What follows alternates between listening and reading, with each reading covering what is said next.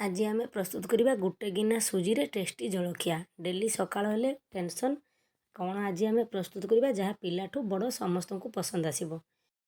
ए recipe तो बेसी पिला मानकु पसंद आसी थाए और बेसी स्वाद लगी थाए। एठी आम गोटे गिना पाखापाखि सुजी नहींचे। सुजी को प्रथमे ग्राइंडर जार रे आम सब देदेबा। तापर आम छोट चामच रे 2 चामच पाखापाखि बेसन नहींचे ताकू भी आम सेम ग्राइंडर जार रे देदेबा। तापर आम दही अल्प नहींचे 2 चामच पाखापाखि ताकू भी आम ग्राइंडर जार रे देदेबा। दही गिना धोई एठी आम गोटे गिना पाखापाखि पानी देबा जेमती आमर एसबू भल भाव ग्राइंडिंग कर आनिबा। गोटे छोट टमाटो नहींचे और अल्प फाळे कैप्सिकम नहींचे एसबू आम छोट छोट करी काटिदेबा। तापर देखंतु बेसी पानी करवानी हल्का बहलिया रखी आम एसबू ग्राइंडिंग कर आनीचे। तापर आम एसबू गोटे बाउल को बाहर करदेबा।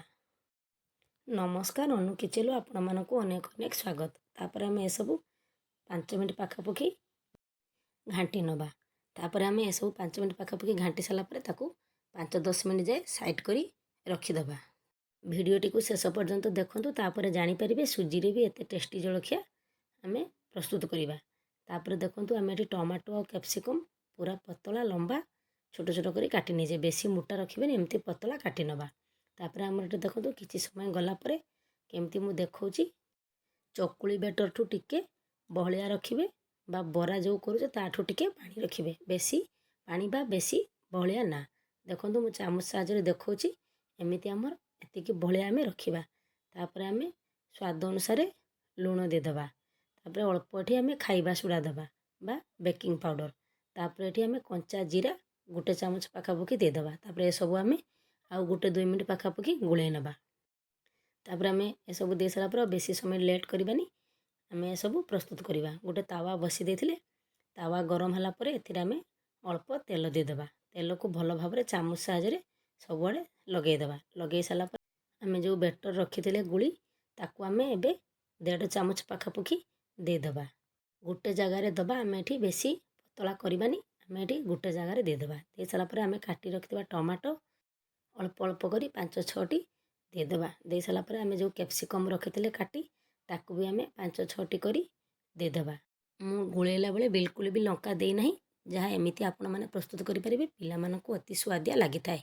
तापर देखनु मु एठी अल्प लंका गुंड ऊपर सबडे एमिति दे देछि अल्प अल्प करी। तापर आमे अल्प लूण भी ताकू भी आमे एमिति सबडे देदेबा। दे सारा पर आमे सब को कवर करी गोटे मिनट पाखापाखि छाड़ी देबा। गैस को बिल्कुल भी बढ़ेबानी कमेई देबा।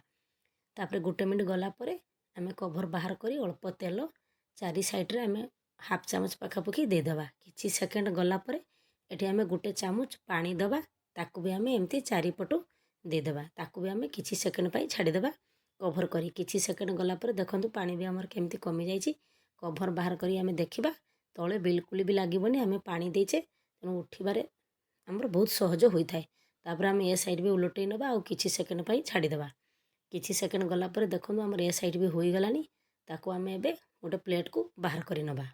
मु आउ गोटे देखंतु देखौची सेम आमे अल्प तेल देदेबा। तेल को भी भल भाव सबुआड़े लगे देबा। तापर आमे एठी भी 1.5 चामच पाखापाखि बैटर देदेबा। बिल्कुल भी ताकू मेलेइबानी चारिआडे। तापर आमे अल्प काटी रखिथिबा टमाटो ताकू भी देदेबा। अल्प काटी रखिथिबा कैप्सिकम ताकू भी देदेबा। दे साला परे आमे एठी अल्प लूण देदेबा। तापर आमे एठी अल्प लंका गुंड ताकू भी देदेबा। सबु दे साला परे याकू भी आमे कवर करी गोटे मिनट पाखापाखि छाड़ी देबा। देखंतु एठी आमे गोटे मिनट गला परे ताकू कवर बाहर करिबा। ता चारि साइड भी आमे एमती हाफ चामच पाखापाखि तेल देदेबा। तेल दे साला परे किछि सेकेंड गला परे अल्प गोटे चामच पाखापाखि पानी देदेबा चारि साइड रे। तापर ताकू कवर कर नबा किछि सेकेंड पाई। तापर देखंतु किछि सेकेंड गला परे पानी भी हमर केमती कमी गलानी। ताकू उलटै नबा बाहर करी कवर उलटै नला परे ए साइड भी जेमती हमर भल भाबरे होई आसीबो। किछि सेकेंड ताकू कवर कर देबा। तापर देखंतु हमर ए साइड भी होई गलानी। ताकू आमे सेम प्लेट को बाहर कर नबा। मु आउ गोटे प्रकार प्रस्तुत करी देखौची देखंतु तेल देदेबा। तेल को भी सबुआड़े भल भाव लगे देबा। तापर आमे एठी गोटे चामच पाखापाखि देदेबा। दे साला परे अल्प टमाटो ताकू भी देदेबा। अल्प कैप्सिकम ताकू भी देदेबा। आपण को जदी लंका पसंद ताले आपण लंका भी दे परिबे। मु देखंतु लंका एठी काटी रखतिले गोल गोल ताकू आमे एठी 2-3टी एमती एमिति देदेबा। तापरे आमे एठी अल्प लूण ताकू भी देदेबा। तापरे लंका गुंड भी आमे रखिचे ताकू भी देदेबा। दे साला परे आमे याकू भी कवर करी गोटे मिनट पाखापाखि छाड़ी देबा। गोटे मिनट गला परे ଏଠି ବାହାର କରି କଭର୍ ଆମେ ଅଳ୍ପ ତେଲ ଦେଇଦେବା। କିଛି ସେକେଣ୍ଡ ଗଲା ପରେ ପାଣି ବି ଦେଇଦେବା। ତାପରେ ଆମେ ତାକୁ କଭର୍ କରିନେବା। କିଛି ସେକେଣ୍ଡ ଗଲା ପରେ କଭର୍ ବାହାର କରି ଆମେ ୟାକୁ ଓଲଟେଇ ନେବା। ଏ ସାଇଡ଼୍ ବି ଯେମିତି ଆମର ହାଲକା ହୋଇ ଆସିବ। ତାପରେ ଦେଖନ୍ତୁ କିଛି ସେକେଣ୍ଡ ଗଲା ପରେ ଆମର ଏ ସାଇଡ଼୍ ବି ହୋଇଗଲାଣି। ଆମେ ୟାକୁ ବି ବାହାର କରିନେବା। ସବୁ ଏମିତି ଆମେ ପ୍ରଥମେ ପ୍ରସ୍ତୁତ କରିନେବା। ଆମେ ଆଜି ଲଙ୍କା ବାଲା ବି ପ୍ରସ୍ତୁତ କରିଛେ, ବିନା ଲଙ୍କା ବାଲା ବି ପ୍ରସ୍ତୁତ କରିଛେ। ଦେଖନ୍ତୁ କେମିତି ଦେଖାଯାଉଛି ଲଙ୍କା ଆଉ କ୍ୟାପ୍ସିକମ୍ ଆଉ ଟମାଟୋ ସବୁ ଭଲ ଭାବରେ ଆମର ଏଠି ସିଝି ଯାଇଛି। ପିଲାମାନଙ୍କ ପାଇଁ ଯଦି ପ୍ରସ୍ତୁତ କରିବେ ଏ ରେସିପି ବିଲକୁଲ ବି ଲଙ୍କା ଦେବେନି। ଦେଖନ୍ତୁ ଟମାଟୋ କ୍ୟାପ୍ସିକମ୍ ସବୁ କେମିତି ସିଝି ଯାଇଛି। ଆପଣ ଚାହିଁଲେ ୟାକୁ ପିଆଜ ଦେଇ ବି ଏମିତି ପ୍ରସ୍ତୁତ କରିପାରିବେ। ମୁଁ ଏଠି ବିନା ପିଆଜରେ ଏ ରେସିପି ପ୍ରସ୍ତୁତ କରିଛି। ମୁଁ ଏଠି ଗୋଟେ ଦେଖନ୍ତୁ ଭାଙ୍ଗିକି ଦେଖାଉଛି। ଦେଖିବାକୁ ବି ଯେତେ ସୁନ୍ଦର ଆଉ ନରମ ବି କେତେ ହେଇଛି। ପୁରା ତୁଳା ପରି, ଖାଇବାକୁ ବି ବହୁତ ସୁଆଦିଆ ଲାଗିଥାଏ।